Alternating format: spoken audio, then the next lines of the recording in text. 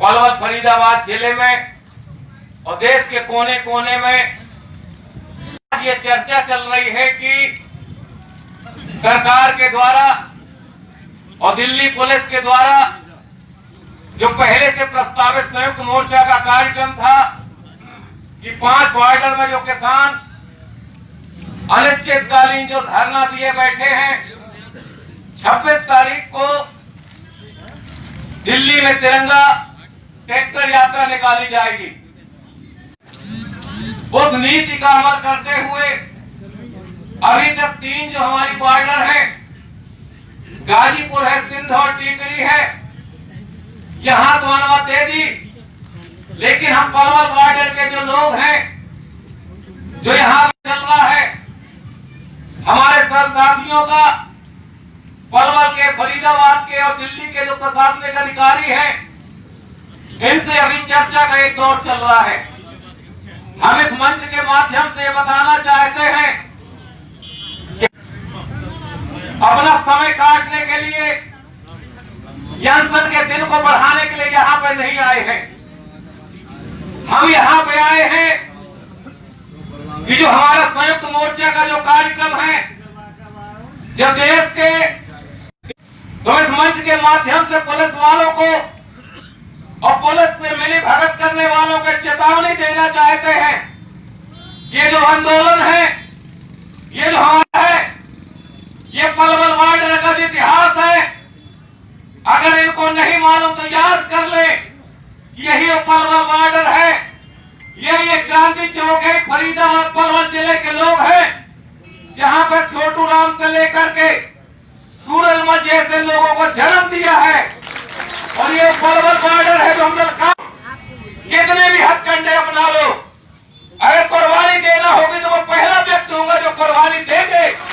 लेकिन जो हमारा कार्यक्रम है, जो तय होगा उस कार्यक्रम के हिसाब से दिल्ली की ओर कूच करेंगे, ये हम आश्वासन देना चाहते हैं। ये लड़ाई हमारी जो मांग है, पहले भी हम लोगों ने कहा था, ये आंदोलन कुर्बानी मांगता है। ग्वालियर के हमारे साथी आए थे भाई सुरेंद्र सिंह, जो हमारे साथ थे, आज इस आंदोलन में उन्हें शहादत दी है। देश के 150 से ज्यादा किसानों ने शहादत दी है, इसलिए शहादत करें, इसलिए ज्यादा शहादत नहीं दी कि हम प्रशासन के सामने घुटना टेकेंगे। हम प्रशासन के ईंट का जवाब पत्थर से देंगे। और हमारा जो एक कार्यक्रम है, हमारे साथी आने के बाद संयुक्त मोर्चा के लोगों ने तय किया है कि हम पलवल से गाजीपुर नहीं जाएंगे, हम पलवल से बदरपुर से दिल्ली की ओर कूच करेंगे, क्योंकि हमारा पहले से हम तमाम लोगों से गुजारिश करना चाहते हैं कि ये जो ताकत है, बाहुबल जो है, जनता फैसला करती है। पंजाब की धरती से उनको किसी ने परमिशन नहीं दिया था, उनने बैरियर तोड़ा था, उन लोगों ने पुलिस का मुकाबला किया था और पंजाब के बहादुरों की वजह से सिंध और टीकरी बॉर्डर में ये आंदोलन चालू हुआ था। हमारे बहादुर सिख भाई जो हैं, जो यहाँ महीनों से लंगर चला रहे हैं, हम लोगों को रोटी की व्यवस्था कर रहे हैं। जब ये साथी चबला हैदराबाद से चले थे, गोहद से चले थे, इनको भी प्रशासन ने माला नहीं पहनाया था, इनको माला किसान और जनता ने पहनाया था।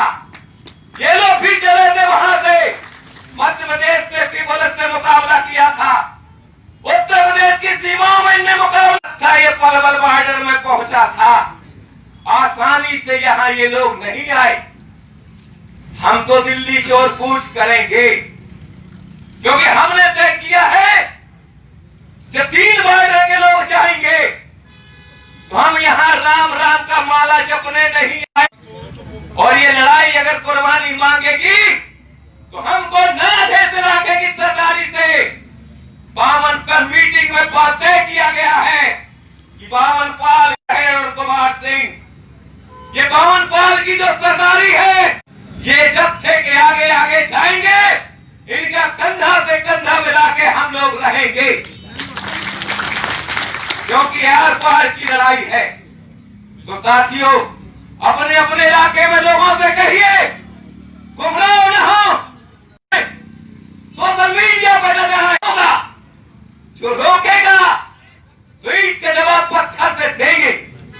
हम लोग अहिंसा समझ है, हम गांधी की पूजा करते हैं, लेकिन हम भगत सिंह को भी मानते हैं, बोस को भी मानते हैं।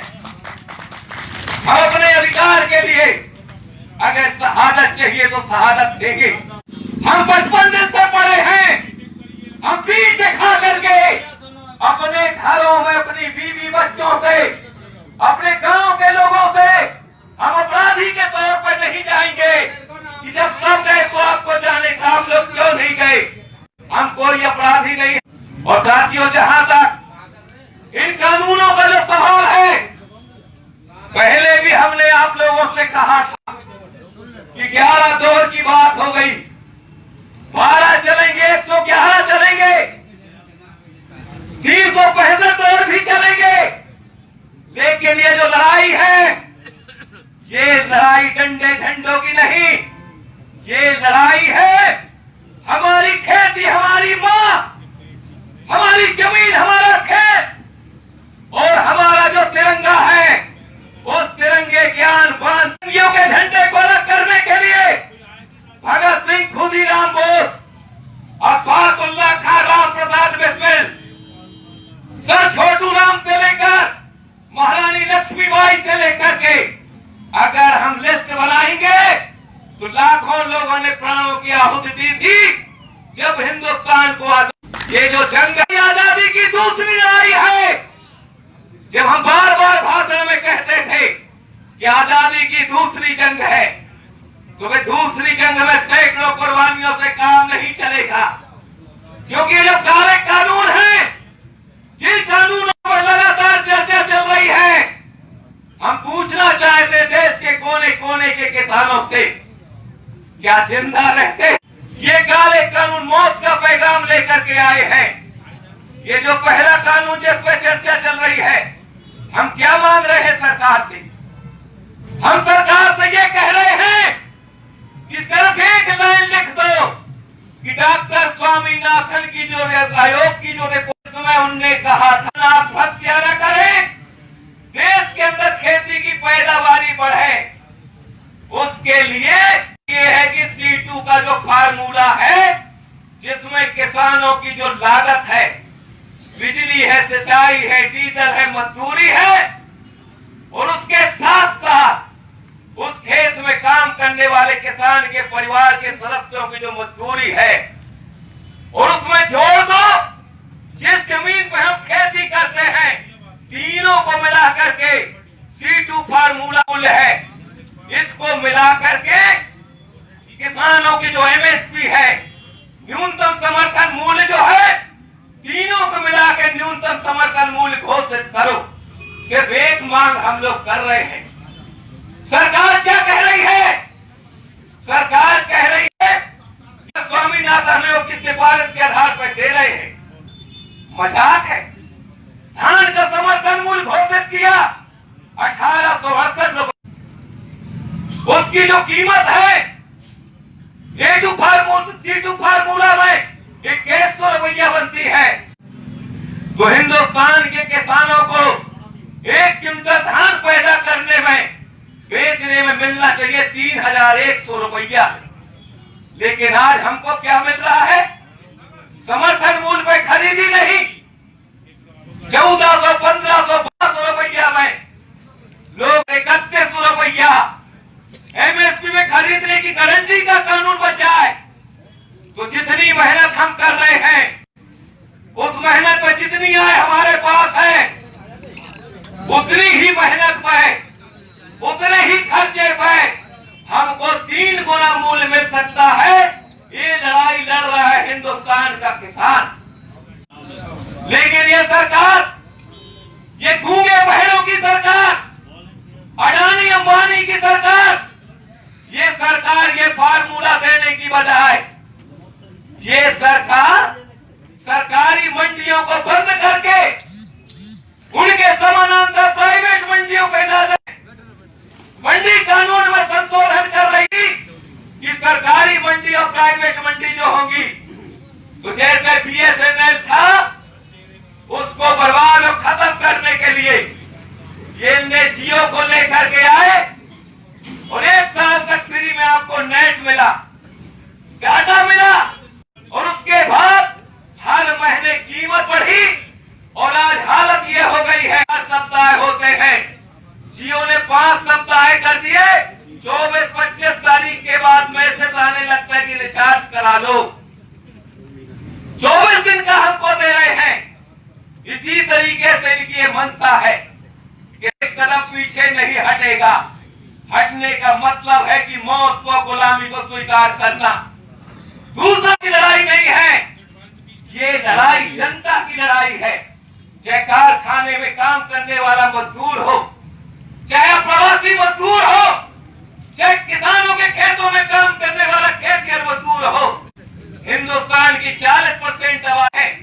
राशन की जो दुकानें हैं, जहां सस्ती दरों पर अनाज मिलता है, सरकार ने कानून में परिवर्तन कर दिया, संशोधन कर दिया।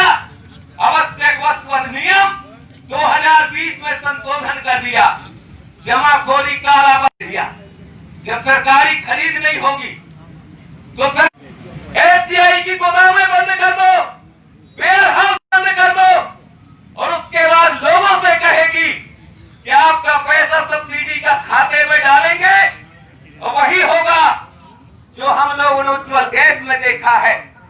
ये 40% जनता जो आज सस्ता अनाज लेती है, पैसा न होने की वजह से, जिस गरीब के घर में 4 रोटी बनती है 2 रुपया किलो के अनाज की, अगर 40 रुपया किलो का अनाज होगा, उस गरीब के घर में उसको निकालने के लिए हमको अनुमति के लिए पापड़ बेलना पड़ रहा है।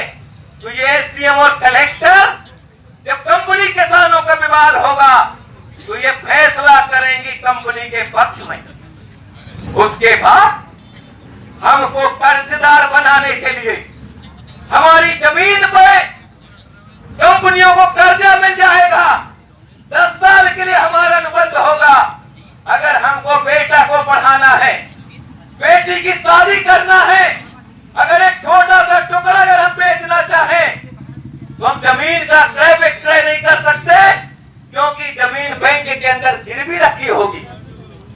हमारी जमीनों पे बड़ी बड़ी कंपनियां कर्जा ले लेंगी, वेयर हाउस बना देंगी, और अनुबंध खत्म होने के बाद अगर आपको बिल्डिंग चाहिए तो ले लो, बिल्डिंग नहीं चाहिए तो जेसी मशीन से गिर जाएगी।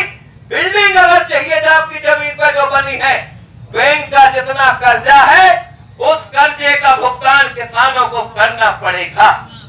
अब आप बताइए, एक कानून के लिए अगर शहादत भी देना पड़े तो हमको शहादत देने के लिए तैयार रहना पड़ेगा। जैसा मैंने कहा, कल तिरंगा यात्रा है। ये तिरंगा यात्रा का मतलब क्या है? हम कहना चाहते हैं कि देश का किसान आन बान शान का सम्मान हमारा तिरंगा है। हम जनता के बीच में अपनी आवाज को तिरंगे के माध्यम से ले जाना चाहते हैं, लेकिन आज ये तिरंगा खतरे में है। खतरे में इस तरीके से है कि जो मैंने कहा कि कंपनियों का जो किसानों से अनुबंध होगा, बीज के सवाल पे ये बनिया व्यापारी पूंजीपति अगर खेती में पैसा लगाएंगे तो उनका मकसद होगा मुनाफा। उनको लगता है कि दुनिया की मंडी के अंदर कौन सी चीज की मांग है वो पैदा करवाएंगे हम किसानों से अपने खेतों में। उनको लगता है तेल चाहिए तो रतन जोत पैदा करो, उनको लगता है कि कलर के लिए नील चाहिए तो नील की खेती करो, उनको लगता है गोरी चमड़ी वाले देशों को मशरूम चाहिए तो अपने खेतों में मशरूम की खेती करो। ये तय करेंगे। उसके बाद अगर हमको रोटी चाहिए तो जो आटा है, आटा जिस गेहूं से तैयार होता है, वो गेहूं के लिए हम विदेशों पे आश्रित होंगे, और जब विदेशों से गेहूं आएगा तो लाल गेहूं हमारे पुरखों ने देखा है 1965 के पहले जवाहरलाल आपके लाल बहादुर शास्त्री जी के जमाने में।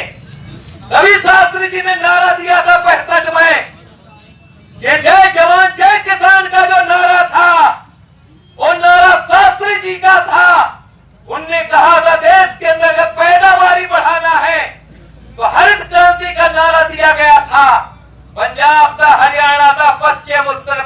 था, उसी नारा की वजह से नहरें बनी, उसी नारे की वजह से बिजलियां पहुंची, उसी नारे की वजह से अपने खेती हुई।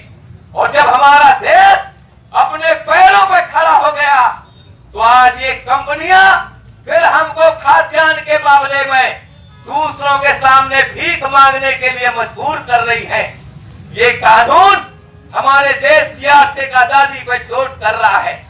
ये कानून अगर बन गया तो हिंदुस्तान का किसान आज जमीन का मालिक है, कानून बनने के बाद अपनी जमीन का नौकर होगा, खेत मजदूर के तौर पे हमको काम करना पड़ेगा। तो आप बताइए दोस्तों, हम परमिशन का इंतजार करें? ये हमारे माई बाप हैं। अरे वो बच्चा को भी देखो जो 9 महीने माँ के पेट में रहता है और उसके बाद जब समय पूरा हो जाता है बिना परवाह किए रोते हुए बाहर निकल आता प्रसव प्रक्रिया पे। हम लड़ रहे हैं, आंदोलन हमारा है। कल की यात्रा का फैसला करेगी इस इलाके की सरदारी 36 बिरादरी की जो जनता है, वो फैसला करेगी। जितनी ज्यादा जनता होगी, टिकड़ी में 14 के लाखों ट्रैक्टर हैं, सिंध में लाखों ट्रैक्टर हैं।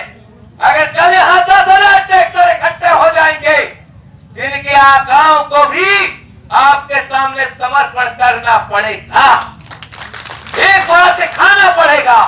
आन बान शान का सवाल है। ये सर छोटू राम जी की धरती है, सूरजमल जी की धरती है। ये मेवात का इलाका है जहां पे एक गांव से सैकड़ों लोगों ने 1857 में कुर्बानियां दी हैं। हम आप लोगों से गुजारिश करना चाहते हैं, ये जो हमारा आंदोलन है, ये जनता का आंदोलन है, किसी नेता के बाप की बबूती नहीं है। ये आंदोलन का फैसला संयुक्त मोर्चा जो है और यहाँ की जो कमेटी है वो कमेटी करेगी। और मानसिकता बना लो कि कल हम लोगों को जो हम लोगों ने कार्यक्रम दिया है, उस कार्यक्रम के हिसाब से हमको आगे कूच करना है। जो भी कुर्बानी देना पड़ेगी, हम कफन बांध के कल अपनी लड़ाई में आगे जाएंगे। और ज्यादा समय न लेते हुए साथियों, मैं आप तमाम लोगों को धन्यवाद देते हुए हम अपील करना चाहते हैं, जो ट्रैक्टर हो, आप जो ट्रैक्टर हो, हमको सर दीजिए कुर्बानी देने का, हम देंगे कुर्बानी, हम लड़ेंगे। प्रशासन चुनाव आए तो एक एक क्षेत्र में करोड़ों रुपया खर्च कर दो, 100-200 हेलीकॉप्टरों के लिए पैसा दे दो।